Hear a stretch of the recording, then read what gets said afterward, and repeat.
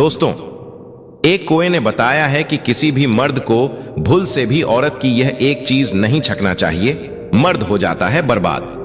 दोस्तों, किसी जंगल में एक कौवे का जोड़ा रहता था। दोनों पति पत्नी एक दूसरे को बड़े दिल से चाहते थे और एक दूसरे से बहुत प्यार करते थे। एक रात जब दोनों पति पत्नी गंगा किनारे एक वृक्ष की डाली पर बैठे हुए थे, तो कौवे की पत्नी यानी कवि अपने पति से कहती है, हे स्वामी, आज मेरा मन बड़ा ही व्याकुल है। आज मुझे बहुत ही ज्यादा बेचैनी हो रही है। हे स्वामी, कुछ ऐसा उपाय करो जिससे मेरा मन कुछ हल्का हो जाए। आज आप मुझे कोई ऐसी कहानी सुनाओ जिसे सुनकर मेरे मन को शांति मिल जाए और कुछ ज्ञान प्राप्त हो। इस प्रकार कौवा अपनी पत्नी को कहानी सुनाने लग जाता है और अपनी पत्नी से कहता है, हे प्रिय, मनुष्य कितना भी गरीब क्यों ना हो, लेकिन इन 4 व्यक्तियों को अपने साथ हमेशा रखना चाहिए और उनका कभी अपमान नहीं करना चाहिए। फिर कवि कहती है, हे स्वामी, वे कौन 4 व्यक्ति हैं जिन्हें किसी भी मनुष्य को अपने साथ रखना चाहिए? कौवा कहता है, हे कवि, मैं तुम्हें यह बातें एक कहानी के माध्यम से बताऊंगा, इसलिए तुम इस कहानी को पूरा सुनना। तो दोस्तों, कहानी में आगे बढ़ने से पहले कमेंट में हर हर महादेव जरूर लिखें और वीडियो को लाइक करके हमारे चैनल को भी सब्सक्राइब कर लें। प्रिय दर्शकों, तब कौवा अपनी कहानी शुरू करता है और कहता है, एक गांव में एक वृद्ध महिला अपने 2 बेटों के साथ रहती थी।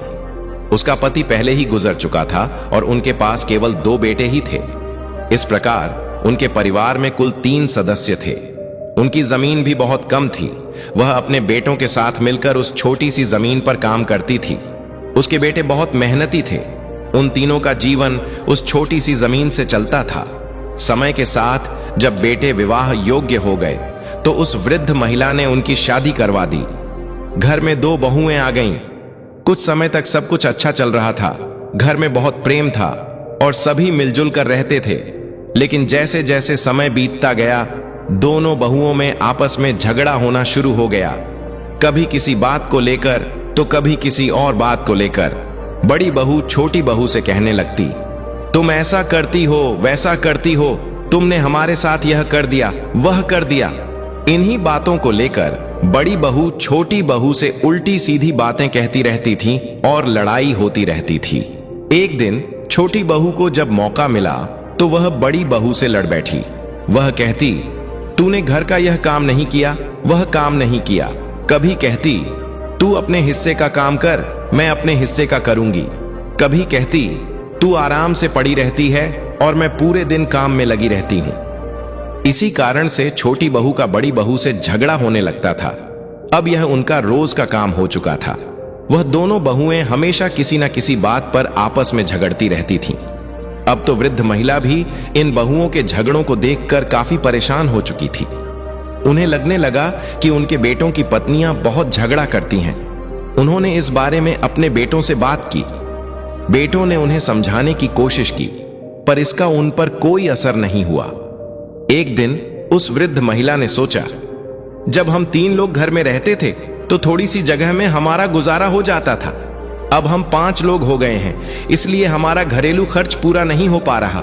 शायद यही कारण है कि झगड़े हो रहे हैं। इसी वजह से वृद्ध महिला ने अपने दोनों बेटों से कहा, बेटा, तुम लोग परदेश चले जाओ और कोई नौकरी ढूंढकर पैसे कमाओ ताकि धन लेकर आ सको और यह झगड़ा खत्म हो सके। क्योंकि जब घर में पैसा आएगा तो जरूरतें पूरी होने लगेंगी और आपसी लड़ाई रुक जाएगी। अक्सर कहा जाता है कि घर में लड़ाई झगड़े का एक ही कारण होता है, पैसे की कमी। जब व्यक्ति के पास पैसे नहीं होते और उसकी रोजमर्रा की जरूरतें पूरी नहीं होती तो वह परेशान होने लगता है। दूसरा कारण लड़ाई झगड़े का यह भी होता है कि व्यक्ति जरूरत से ज्यादा खाली बैठा रहे, तब उसके दिमाग में खुराफात आती है और वह किसी से भी लड़ झगड़ कर ही शांत होता है। तीसरा कारण यह है कि जब व्यक्ति ज्यादा चालाकी करता है, यानी अपनी जिम्मेदारियों से भागता है, अपने हिस्से के काम से जी चुराता है और सिर्फ बैठकर खाने की इच्छा करता है, तब लाजमी है कि उस घर में लड़ाई झगड़ा तो होगा ही। चौथा कारण यह है कि जब व्यक्ति ईर्ष्या करता है, जब कोई दूसरे व्यक्ति को तरक्की करते हुए देखता है और खुद को आगे नहीं बढ़ा पाता तो उसे जलन होने लगती है। ऐसी स्थिति में वह लड़ाई झगड़ा ही करता है और अपना अधिकतर समय लड़ाई झगड़े और चुगली में बिताता है। दोस्तों, दोनों पुत्रों ने वृद्ध महिला की इच्छाओं का सम्मान किया। वृद्ध महिला से अनुमति लेकर और अपनी अपनी पत्नियों को यह समझाकर कि उनके न रहने पर वे उनकी मां का ध्यान रखेंगी, दोनों बेटों ने पैसा कमाने के लिए परदेश जाने का निर्णय लिया।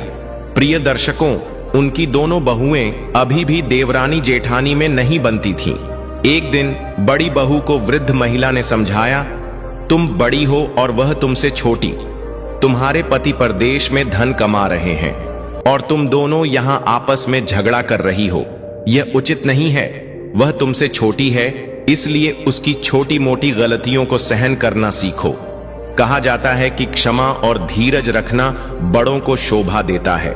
अगर कोई छोटी गलती कर दे तो उसे क्षमा करो और समझाओ, क्योंकि जो बड़े होते हैं वे सदैव सम्मान के पात्र होते हैं।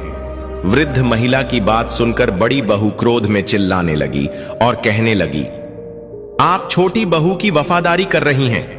आप मुझे समझाकर उसे लड़ने के लिए और मनोबल बढ़ा रही हैं। अगर यह बात वह सुन लेगी तो वह और ज्यादा लड़ेगी और ज्यादा उत्पात मचाएगी। इससे हमें और ज्यादा परेशानी होगी। इसका मतलब है कि आप उसे लड़ने का मौका दे रही हैं और उसे कुछ भी नहीं कहती। वृद्ध महिला ने कहा, तुम इतना गुस्सा क्यों हो रही हो? पहले बड़े को समझाना चाहिए, उसके बाद छोटे को। मैं पहले तुम्हें समझा रही हूं और फिर छोटी को भी समझाऊंगी। यह सुनकर बड़ी बहू ने थोड़ी बहुत बात मानी और गुस्से में चली गई। अगले दिन जब फिर लड़ाई हुई तो वृद्ध महिला छोटी बहू के पास गई और उसे समझाने लगी, देख बहू, वह तुझसे बड़ी है और तू छोटी है। घर में बार बार क्यों झगड़ रही हो? तेरा पति यानी मेरा बेटा घर पर नहीं है। वह तो परदेश में पैसे कमाने गया है और तुम यहां लड़ाई झगड़ा कर रहे हो। यह ठीक नहीं है। मोहल्ले और पड़ोस के लोग देखकर हम पर हंसते हैं। इसलिए घर में शांति और प्यार से रहो। जब घर में प्रेम होता है तो धन और समृद्धि अपने आप आती है। छोटी बहू ने सोचा कि वृद्ध महिला बड़ी बहू का पक्ष ले रही है। उसने कहा, अरे बुढ़िया, तू ज्यादा समझाने की कोशिश मत कर, नहीं तो मैं तेरा भी अपमान कर बैठूंगी। मैं जानती हूं कि तू अपनी बड़ी बहू को बहुत चाहती है और मुझे फूटी आंख से भी नहीं देखती। यह सुनकर वृद्ध महिला वहां से चली गई और सोचने लगी, इन दोनों की बुद्धि खराब है। इन्हें समझाओ तो उल्टा मुझसे ही सवाल करती हैं और मुझसे लड़ने की बात करती हैं। फिर वृद्ध महिला ने विचार किया, अपनी इज्जत बचानी है तो इन्हें समझाना बंद करना होगा। कहते हैं, जहां अपनी बात की अहमियत ना हो वहां बोलने से अच्छा चुप रहना चाहिए। अगर वहां बोलोगे तो दुश्मन बन जाओगे। वृद्ध महिला सोचने लगी, मेरी बात किसी को पसंद नहीं आ रही है, उल्टा ये दोनों मुझ पर हावी हो जाती हैं। अगर कभी इन्होंने मुझ पर हाथ उठा दिया और मारने लगी तो मैं मुंह दिखाने लायक नहीं रहूंगी। इसलिए इन्हें समझाना मेरे लिए मुश्किल है। अब वह दोनों बहुएं अपनी सास यानी वृद्ध महिला से घृणा करने लगीं। कोई भी उनसे खाने के बारे में नहीं पूछता। वृद्ध महिला को खुद रसोई में जाकर खाना लेना पड़ता। वह बुढ़िया से इतनी नफरत करने लगीं कि दोनों बहुएं चाहती थीं कि बुढ़िया उनके घर से चली जाए या मर जाए, लेकिन उन्हें ऐसा कोई बहाना नहीं मिल रहा था जिससे वे बुढ़िया को घर से बाहर निकाल सकें। अगले दिन फिर उनकी लड़ाई शुरू हो गई। तब वृद्ध महिला ने एक कट्टा उठाया और घास काटने के लिए जंगल चली गई। कहते हैं, व्यर्थ की लड़ाई झगड़ा सुनना भी ठीक नहीं। अगर आप खड़े होकर लड़ाई सुनेंगे तो हो सकता है कि आपको बोलना भी पड़े। इसलिए सबसे अच्छा तरीका है वहां से निकल जाना। वृद्ध महिला घास काटने जंगल चली गई और शाम को वापस लौटी। तब तक उन दोनों की लड़ाई खत्म हो चुकी थी। इसी तरह अगले दिन भी उनकी लड़ाई शुरू हो गई। बुढ़िया अपना कट्टा उठाती और जंगल की ओर चली जाती। एक दिन जब वृद्ध महिला जंगल में घास काट रही थी, तभी वहां एक विशाल सर्प आ गया। सर्प को देखकर वृद्ध महिला भय से कांपने लगी। उसे लगा, आज मेरी जान नहीं बचेगी, सर्प मुझे निश्चित रूप से खा जाएगा। भय से कांपती वृद्ध महिला को देखकर सर्प ने मनुष्य की भाषा में बोलना शुरू किया। उसने कहा, माता, तुम डरो मत, मैं तुम्हें कोई हानि नहीं पहुंचाऊंगा। मैं यहां तुमसे अपना दुख साझा करने आया हूं, क्योंकि मैं बहुत परेशान और दुखी हूं। सर्प के मनुष्य की भाषा में बोलने पर वृद्ध महिला के दिल को कुछ शांति मिली। उसने एक गहरी सांस ली और सोचा, सर्प मनुष्य की आवाज में बोल रहा है। फिर वृद्ध महिला ने पूछा, हे नाग, बताइए आपको क्या परेशानी है? सर्प ने कहा, हे माता, कई दिनों से मैं भूखा हूं, मुझे खाने के लिए कुछ नहीं मिल रहा। अगर आप मुझे कुछ खाने को दे दो तो मेरे प्राण बच जाएंगे। मैं बिल्कुल मरने की कगार पर हूं। मैं जिस आश्रम में रहता था वहां के जो आर्षि थे उनका देहांत हो चुका है। वे एक गाय पालते थे जिसका दूध मुझे पिलाते थे और स्वयं भी पीते थे। उसी दूध से मैं जी रहा था, लेकिन अब वह मुझे दूध पिलाने वाले आर्षि इस दुनिया में नहीं रहे। अगर आप मेरे लिए कहीं से दूध ला सकें तो यह आपकी बड़ी कृपा होगी। मेरी जान बचा लीजिए। सर्प की बात सुनकर वृद्ध महिला की आंखों में आंसू आ गए।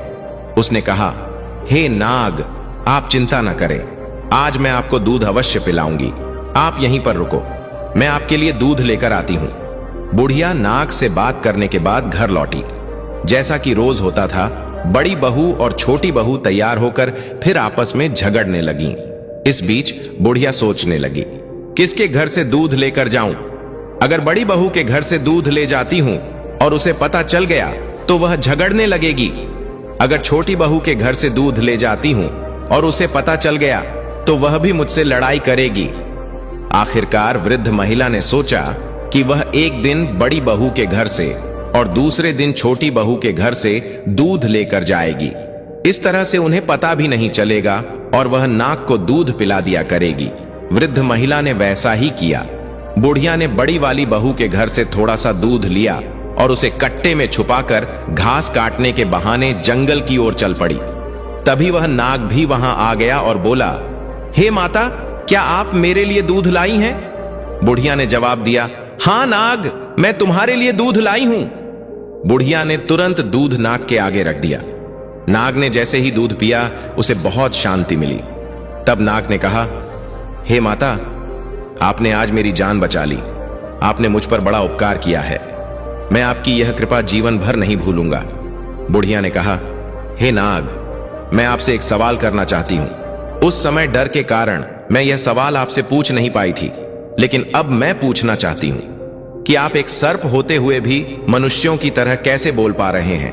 क्या आप वास्तव में नाग हैं या कोई और?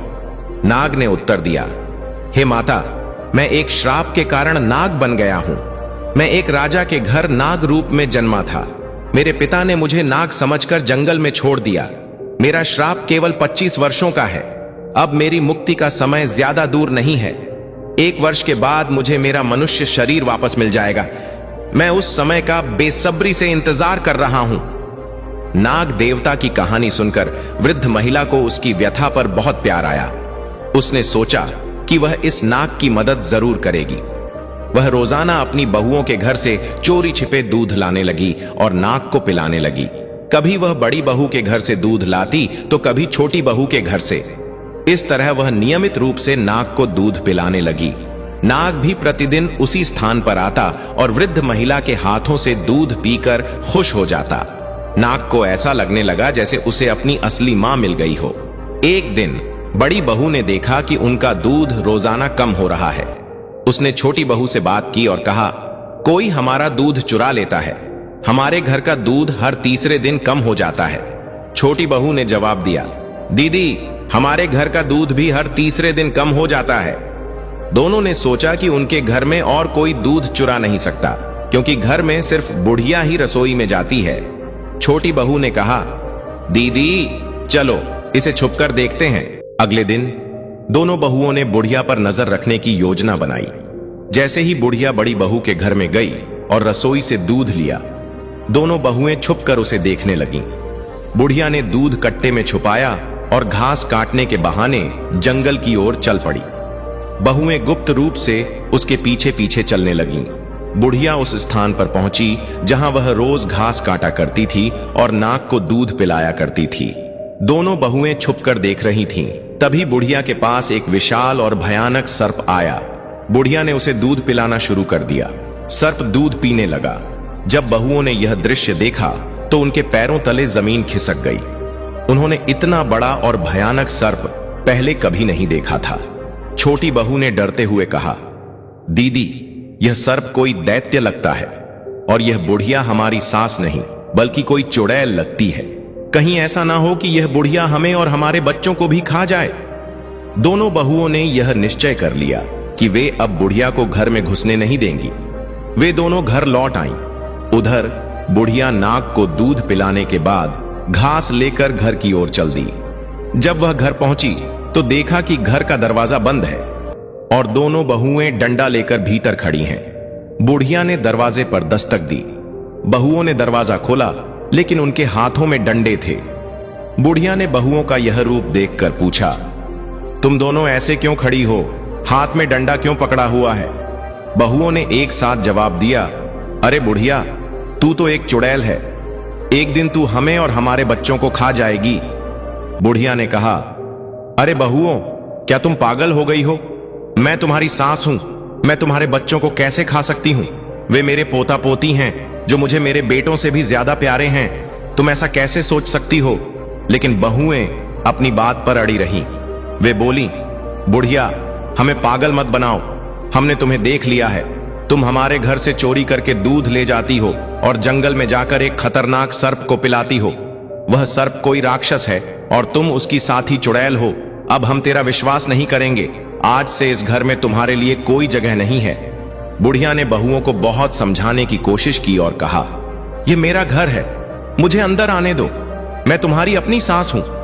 लेकिन बहुएं उसे अंदर नहीं आने देना चाहती थीं। जब बुढ़िया ने जबरदस्ती की तो बहुओं ने उसे डंडा मार दिया और धक्के मारकर घर से बाहर निकाल दिया। रात का समय था और चारों ओर अंधेरा छा चुका था। बुढ़िया रोते हुए बहुओं से कहने लगी, मैं इस रात में कहां जाऊंगी? उसकी बहू ने उत्तर दिया, हमें तुमसे कोई सरोकार नहीं है, चाहे तुम कहीं भी जाकर मरो। और इसके बाद उन्होंने घर का दरवाजा बंद कर दिया। बुढ़िया वहीं पर रोती रही। फिर उसने सोचा, रोने से अब क्या लाभ होगा? वे दोनों दरवाजा नहीं खोलेंगी। उसने तय किया कि उसे कहीं और शरण ढूंढनी चाहिए। इसीलिए वह रात में ही उस स्थान पर गई जहां वह आमतौर पर घास काटा करती थी और उस नाग का इंतजार करने लगी जिसे वह दूध पिलाया करती थी। हालांकि रात को नाग नहीं आए क्योंकि उनका आना दिन के समय ही होता था। वहां एक विशाल बरगद का पेड़ था जिसके पास वह बुढ़िया लेट गई। रात भर वह बरगद के पेड़ के पास बैठी रही और सुबह का इंतजार करती रही। जैसे ही सूरज उगा वह नाग वहां पहुंच गया। जब नाग वहां आया उस समय वह बूढ़ी औरत उसे दिखाई नहीं दी। वह इधर उधर देखता रहा, लेकिन जल्द ही उसकी नजर पड़ी कि बरगद के पेड़ के पास वह बुढ़िया रो रही थी। नाग तुरंत वहां पहुंचा और पूछा, हे माता, आपको क्या हुआ है? आप क्यों परेशान हैं? आप क्यों रो रही हैं? बुढ़िया रोते हुए बोली, हे नाग, मेरी बहू ने मुझे घर से निकाल दिया है। मैं तुम्हारे लिए दूध लाया करती थी। वह दूध मैं अपनी बहू से छुपाकर लाती थी, लेकिन उन्होंने देख लिया तुम्हें दूध पिलाते हुए। अब वे कहती हैं कि मैं चुड़ैल हूं। वे सोचती हैं कि मैं उनके बच्चों को और उन्हें मारकर खा जाऊंगी। इसीलिए उन्होंने मुझे घर में नहीं घुसने दिया, मुझे घर से बेघर कर दिया। मेरे बच्चे घर पर नहीं हैं। दोनों बेटे परदेश में नौकरी करने गए हैं। अब मैं क्या करूं? कहां जाऊं? दोस्तों, नाग को बुढ़िया ने सारी बात बताई। तब नाग कहने लगा, हे माता, आप घबराओ नहीं और मुझे ही अपना बेटा समझो। आज से मैं आपका बेटा हूं। नाग की बात सुनकर बुढ़िया बड़ी प्रसन्न हो गई। फिर नाग कहता है, आप घबराइए नहीं, आप हमारे साथ आइए। इसके पश्चात वह नाग बुढ़िया माता को साथ लेकर घने वन में जाता है। आगे आगे नाग चलता है और उसके पीछे वृद्ध माता। वे एक विकराल जंगल में पहुंचते हैं जहां नाग बुढ़िया माता को लेकर आता है। जहां वह आश्रम में दूध पीने जाता था, नाग बुढ़िया को उस आश्रम तक ले आता है। बुढ़िया पूछती है, बेटा, यह आश्रम किसका है? यह तो बहुत ही मनोरम है। तब नाग कहता है, यह आश्रम एक अर्षि महात्मा का था जो अब परमात्मा को प्यारे हो गए हैं। उनका देहांत हो गया है। मैं यहां पर ही रहता था और इसी आश्रम में मुझे उस अर्षि ने गाय का दूध पिलाया। गाय भी यही कहीं आसपास होगी। वह बेचारी भटक रही होगी। अगर वह हमें देख लेगी तो निश्चित ही यहां आ जाएगी। कुछ समय पश्चात वह गाय भी वहां आ जाती है। गाय के थन दूध से भरे हुए थे। तब नाग कहता है, हे माता, इस गाय का दूध निकालिए और आप भी पी लीजिए, हमें भी पिलाइए। गाय का दूध निकालती है। उसके बाद वह नाग को दूध पिलाती है और स्वयं पीती है। फिर नाग कहता है, हे माता, अब आप घबराइए नहीं, आप निश्चिंत होकर इस आश्रम पर रहिए। यह गाय हमारे लिए दूध देगी। यहां आरष्य महात्मा की कृपा है, वे अपनी कृपा छोड़कर यहां से चले गए हैं। राशि महात्मा की कृपा से यहां अन्नपूर्णा का वास रहता है। यहां पर रहने वाले को किसी चीज की कोई कमी महसूस नहीं होती। खाने पीने की हर चीज यहां उपलब्ध होती है। आप कुछ भी खाएं, कुछ भी बनाएं। दोस्तों, यह सुनकर बुढ़िया और भी ज्यादा खुश हो जाती है और फिर अपने बेटे नाग के साथ में वह बुढ़िया वहीं आराम से रहने लगती है। नाग हर दिन घूमने निकल जाता था और शाम को वापस आ जाता था, जबकि बुढ़िया और गाय वहीं चैन से रहते थे। गाय भी हर रोज घास खाने जाया करती थी और शाम को वापस लौट आती थी। शाम के समय वे तीनों एक साथ बैठकर भोजन करते थे और आश्रम में प्यार से रहते थे। लेकिन एक दिन की बात है, नाग जो हर दिन की तरह घूमने गया था, शाम को वापस नहीं आया। इससे बुढ़िया को बहुत चिंता होने लगी, क्योंकि वे तीनों साथ में भोजन किया करते थे। शाम को गाय तो आ गई, लेकिन नाग नहीं आया। बुढ़िया इंतजार करती रही। मेरा बेटा नाग इतना अंधेरा हो जाने के बावजूद भी वापस क्यों नहीं आया? प्रिय दर्शकों, बुढ़िया रात भर अपने बेटे नाग का इंतजार करती रही। उसने कुछ भी नहीं खाया और पूरी रात भूखी रही, लेकिन फिर भी नाग लौटकर नहीं आया। अगला दिन होता है तो स्वयं बुढ़िया नाग को ढूंढने के लिए जंगल की ओर चल देती है। बुढ़िया नाग को ढूंढते ढूंढते जंगल में निकल गई। जंगल में उसने देखा कि वहीं उसका बेटा नाग जमीन पर गिरा पड़ा था और वह नाग उस पेड़ की टहनियों में दबा हुआ था। नाग को टहनियों के नीचे दबा हुआ देखकर बुढ़िया व्याकुल हो जाती है और गाय की सहायता से टहनियों को हटाती है। दोस्तों, नाग काफी घायल और जख्मी हो चुका था।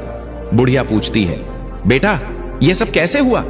इस पर नाग अपनी पूरी कहानी बताता है। हे माता, मैं जब शाम को आश्रम लौट रहा था तो एक भयानक तूफान आ गया। तूफान के आने से मैं एक पेड़ पर चढ़ गया, लेकिन तूफान के झोंके से वह पेड़ गिर गया और मैं उसके नीचे दब गया। मैंने निकलने की बहुत कोशिश की, पर सफल नहीं हो पाया। मैं सोचता रहा, मेरी मां मेरा इंतजार कर रही होगी, पर मैं बाहर नहीं आ पाया। मुझे चोट भी लग गई।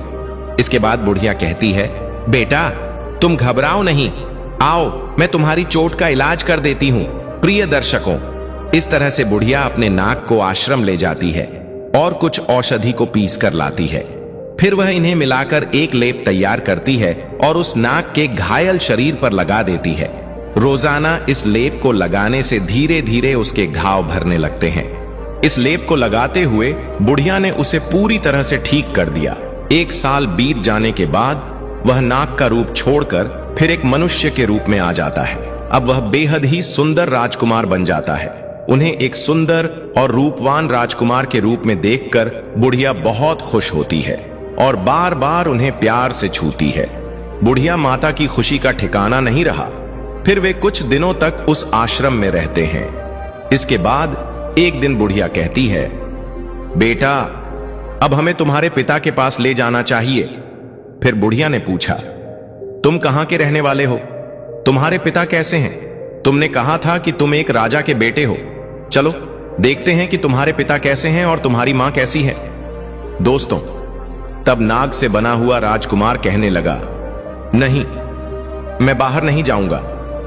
उस पिता को देखकर क्या करूंगा जिसने मुझे जंगल में फेंक दिया था। तब बुढ़िया ने समझाया, हे बेटा, उस समय तुम एक नाग रूप में थे। तुम्हारे पिता ने डर से तुम्हें छोड़ दिया होगा, लेकिन अब तुम एक मनुष्य के रूप में हो, तो तुम्हें देखकर तुम्हारे माता पिता बड़े खुश हो जाएंगे। इसलिए बेटा तुम वहां चलो, इसी बहाने मैं भी तुम्हारे माता पिता से मिल लूंगी। राजकुमार जो नाग के रूप में श्रापित था, बुढ़िया माता को लेकर अपने राजमहल की ओर चल देता है। चलते चलते जब वह अपने राज्य में पहुंचता है तो वहां के लोग उसे देखकर मोहित हो जाते हैं। सभी सोचते हैं, काश यह खूबसूरत राजकुमार हमारा होता तो कितना अच्छा होता। वे दोनों उस शहर में प्रवेश करते हैं और वहां के चौकीदार से मिलकर पूछते हैं, हमें राजा से मिलना है। चौकीदार उन्हें राजा के मंत्री के पास ले जाता है। मंत्री के पास पहुंचकर बुढ़िया माता और राजकुमार ने राजा और रानी से मिलने की इच्छा जताई। उन्होंने कहा, मंत्री जी, हम यहाँ के राजा और रानी से मिलना चाहते हैं। वे कहाँ हैं? इस पर मंत्री ने उत्तर दिया, बेटा, हमारे राजा और रानी इस समय मिलने योग्य नहीं हैं। उनकी स्थिति बहुत खराब है। राज स्वयं अपने राज्य की देखभाल नहीं कर पा रहे हैं। यहाँ का सिंहासन खाली पड़ा है। तब राजकुमार ने जिद की और बुढ़िया ने भी कहा, मंत्री जी, कृपया कोशिश करिए कि हम उनसे मिल सकें। हमारा उनसे मिलना बहुत जरूरी है। तब मंत्री ने कहा, राजा साहब बहुत बीमार हैं। यह घटना 25 साल पुरानी है। रानी ने एक सर्प को जन्म दिया था। राजा साहब जब उस सर्प को देख रहे थे तो वे भयभीत हो गए और बड़े दुखी हुए। हालांकि रानी के लिए वह सर्प भी प्रिय था, क्योंकि मां के लिए उसका बच्चा कैसा भी हो वह प्रिय होता है। लेकिन राजा ने सोचा कि यह बात सुनकर लोग क्या कहेंगे। राजा के घर में पुत्र की जगह सर्प पैदा हुआ है, इसीलिए राजा ने उस सर्प को जंगल में फेंक दिया। तब से राजा और रानी का जीवन दुखों से भर गया। उनके शरीर सूखकर कांटे जैसे हो गए। वे सिंहासन पर कभी नहीं बैठे और अपने महल में मायूस उस अवस्था में पड़े रहते हैं। जब राजकुमार ने यह सुना तो उसने मंत्री से अनुरोध किया, कृपया हमें उनसे मिलवा दीजिए, यह बहुत जरूरी है। प्रिय दर्शकों, मंत्री राजकुमार और बुढ़िया माता को राजा और रानी के पास ले जाता है, जो निराशा में लेटे हुए थे। उनका शरीर गल गया था और वे सदा चिंता में डूबे रहते थे। दोस्तों, फिर राजकुमार बुढ़िया माता के साथ राजा और रानी के पास जाता है और उनके चरण स्पर्श करता है। जैसे ही राजकुमार उनके चरण छूता है, राजा और रानी में एक संवेदना की लहर दौड़ जाती है। वे उठकर बैठ जाते हैं और कहते हैं, बेटा, तुम कौन हो? कहां से आए हो? तुम्हारे पैर छूते ही ऐसा लग रहा है जैसे हमारे अंदर कोई नई शक्ति आ गई हो। दोस्तों, तब वह बेटा अपनी पूरी कहानी सुनाता है और कहता है, पिताजी, मैं आपका बेटा हूं। रानी से कहता है, मां, मैं तुम्हारा पुत्र हूं। मैंने तुम्हारे गर्भ से जन्म लिया था। मैं नाग रूप में था, क्योंकि मुझे आर्ष का श्राप लगा था, इसलिए मैं नाग बना। लेकिन आप लोगों ने मुझे जंगल में फेंक दिया। 25 साल का श्राप था, जो अब पूरा हो गया है। आज मैं फिर से मनुष्य स्वरूप में आ गया हूं। मां, अब क्या आप मुझे अपने हृदय से नहीं लगाओगी? दोस्तों, यह सुनते ही मां भागकर अपने बेटे को गले लगा लेती है। राजा के लिए खुशी का ठिकाना नहीं रहता। राजा और रानी अपने बेटे को बार बार गले लगाते हैं और चूमते हैं। दोस्तों, राजा और रानी को ऐसा लगता था मानो उनके अंदर कोई नई शक्ति आ गई हो। फिर राजा और रानी कहते हैं, इंसान को कभी भी यह 4 चीजें नहीं छोड़नी चाहिए। बच्चे, बुजुर्ग, पागल और मेहमान, इन्हें कभी भी घर से बाहर नहीं निकालना चाहिए। फिर राजा ने अपनी पूरी प्रजा को संबोधित किया और कहा, हमारा बेटा आ गया है। प्रजा भी यह सुनकर बहुत खुश हुई। राजा ने सभी को सूचित किया कि अगले दिन राजकुमार को राजगद्दी पर बैठाया जाएगा। अगले दिन राजा ने राजकुमार का राज्याभिषेक किया। उसी दौरान बुढ़िया मां थोड़ी उदास हो जाती है और सोचने लगती है, अब मैं कहां जाऊं? दोस्तों, तब राजा कहता है, हे माता, आज से आप यहां की राजमाता कहलाएंगी। यह सुनकर बुढ़िया बहुत प्रसन्न हो जाती है।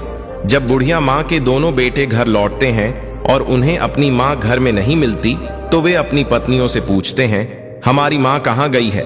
उनकी पत्नियां उत्तर देती हैं, तुम्हारी मां एक डायन थी, इसीलिए हमने उन्हें मारकर भगा दिया। वह हर दिन जंगल में जाकर सर्प को दूध पिलाया करती थी। उनकी पत्नियों की यह बात सुनकर दोनों बेटे क्रोध से भर उठते हैं और अपनी पत्नियों को डांटते फटकारते हुए कहते हैं, तुम्हें शर्म नहीं आती? हमारी मां को चुड़ैल और डायन कह रही हो। हमारी मां कहां है? जल्दी बताओ, नहीं तो तुम्हें छोड़ेंगे नहीं। लेकिन उन बहुओं को सच में नहीं पता था कि बुढ़िया मां इस समय कहां है। अब तो उनके पति रोज उन्हें डांटते, फटकारते और मारते पीटते थे। धीरे धीरे उनकी हालत खराब हो गई, क्योंकि ना तो उन्हें चैन से भोजन मिल रहा था और ना ही सम्मान। उनके बच्चे भी उनसे नफरत करने लगे। समाज भी उन्हें घृणा की नजर से देखने लगा, क्योंकि कहते हैं ना, जो अपने बुजुर्गों का अनादर करता है उसका भी अनादर होता है। इधर दोनों बेटों को यह पता चलता है कि उनकी मां एक राज्य की राजमाता है। यह सुनकर वे बहुत खुश होते हैं और सोचते हैं, हमारी मां बहुत दयालु और ईश्वर भक्त थी, भगवान ने उन्हें कितना ऊंचा स्थान दिया है। इसके बाद वे राज दरबार में जाते हैं और राजा की सहायता से अपनी वृद्ध माता राजमाता से मिलते हैं। वे उनसे कहते हैं, हे मां, अब आप घर चलिए, हम आपको लेने आए हैं। तब वृद्ध मां कहती हैं, मेरे बेटों, मैं यहां रहकर खुश हूं। यहां मेरे पास एक और बेटा है। तुम बिना किसी चिंता के जाओ, मेरा आशीर्वाद तुम्हारे साथ है। अपनी पत्नी और बच्चों के साथ सुखपूर्वक जीवन व्यतीत करो। इस प्रकार अपनी मां का आशीर्वाद प्राप्त कर दोनों भाई घर लौट आते हैं। वृद्ध मां का बेटा और पोता अपने जीवन में खुश थे, लेकिन उनकी बहुएं दुखी थीं। भगवान उन्हें उनके कर्मों का फल दे रहे थे। इतना कहकर कौवा यह कहानी समाप्त करता है और कहता है, हे प्रिय, किसी भी मर्द को अपनी पत्नी के तलवे नहीं चाटने चाहिए, ना ही पत्नी के इशारों पर नाचना चाहिए। ऐसा करने से मर्दों का जीवन बर्बाद हो जाता है। दोस्तों, जीवन में एक बात हमेशा याद रखें कि अपने माता पिता और घर के बुजुर्गों के साथ कभी भी दुर्व्यवहार ना करें। उन्हें घर से कभी ना निकालें, उनकी सेवा करें। जो लोग अपने माता पिता की सेवा नहीं करते, भगवान उन्हें अवश्य दंडित करते हैं। तो दोस्तों, अगर आज की यह कहानी आपको अच्छी लगी हो तो वीडियो को लाइक करें और हमारे चैनल को सब्सक्राइब करके बेल आइकॉन को भी दबा लें। साथ ही कमेंट में हर हर महादेव जरूर लिखें। धन्यवाद।